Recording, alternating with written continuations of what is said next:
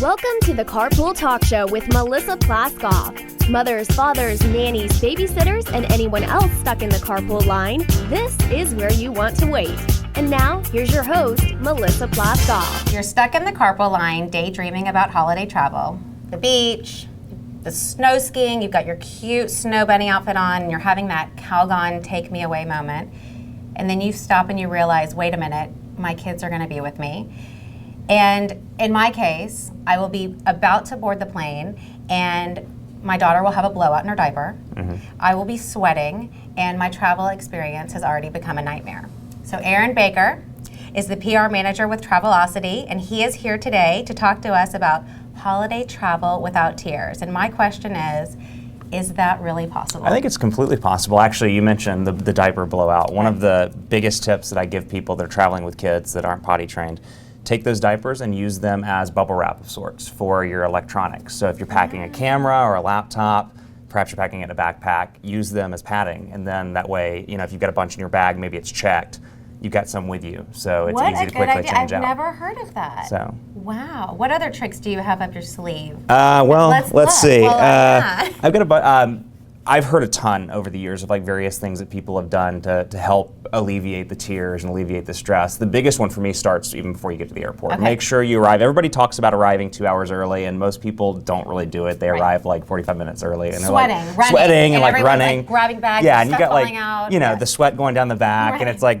jumping on the plane like profusely sweating. Arrive 2 hours early, and if you're traveling with small kids, arrive. I would say 2.5 to 3 hours early because you never know what's going to happen. They like to roam on their own, so they could roam around and look at things, and before you know it, they're gone, and you have to go back and find them. So just make sure you give plenty of time to get through security. And if you've got more than one, you never know. The security line. Never know with security. Super grateful for security lines, but they can get really long. They can totally get long, and you never know.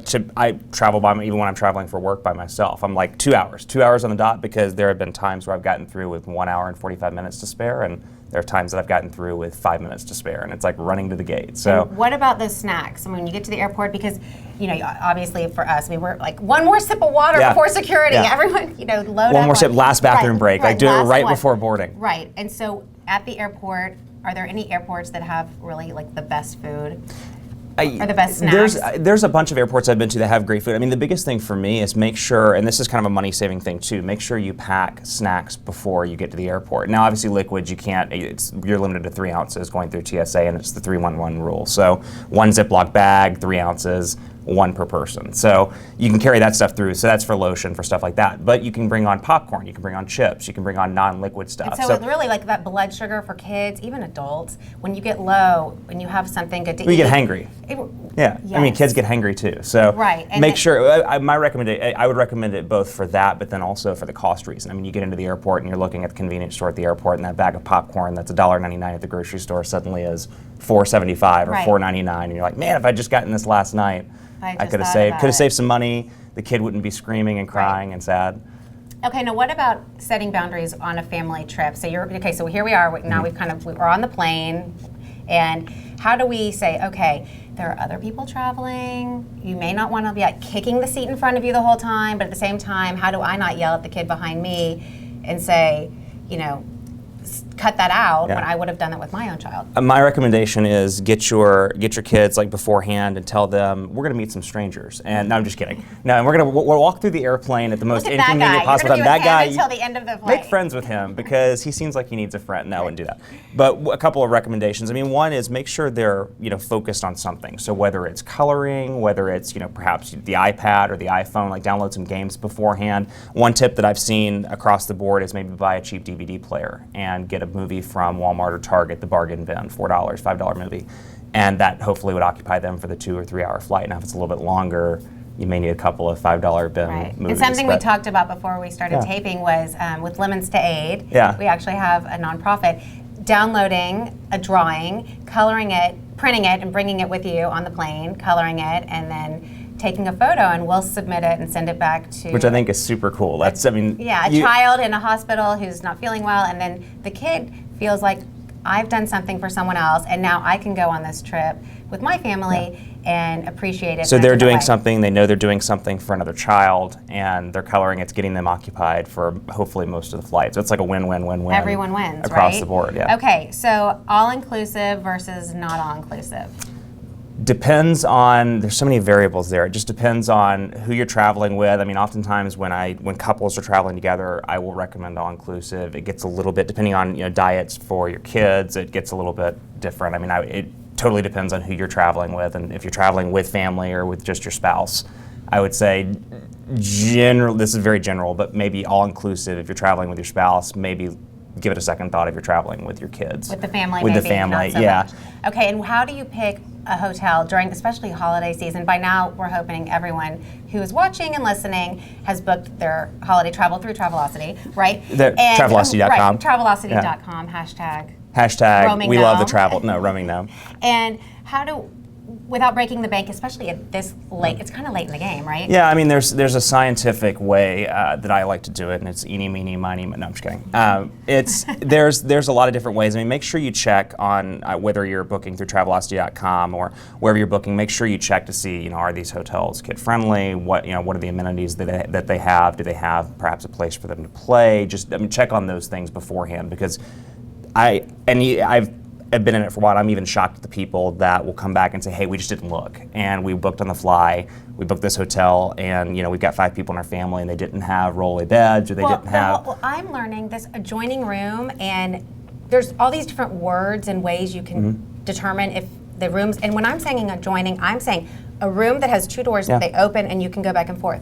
Different hotels have different terminology for that, and I think you have to do your research and you have to make the phone call. Read the fine print just to make sure that it's got what you need, because the worst thing possible is it's 9 o'clock at night, whether you're on a road trip or you've flown in or whatever the case may be. They're crying, they're hungry, and you get there and realize it's not the right hotel, so you cancel the reservation, and at that point you maybe have to drive further or perhaps go somewhere else. So just check it beforehand, and it'll be far smoother. Okay, and then so documenting your trip. So you've taken all these pictures and you have, this great experience because of all of your tips, right? We don't have anyone hungry. We have a room now that accommodates everyone.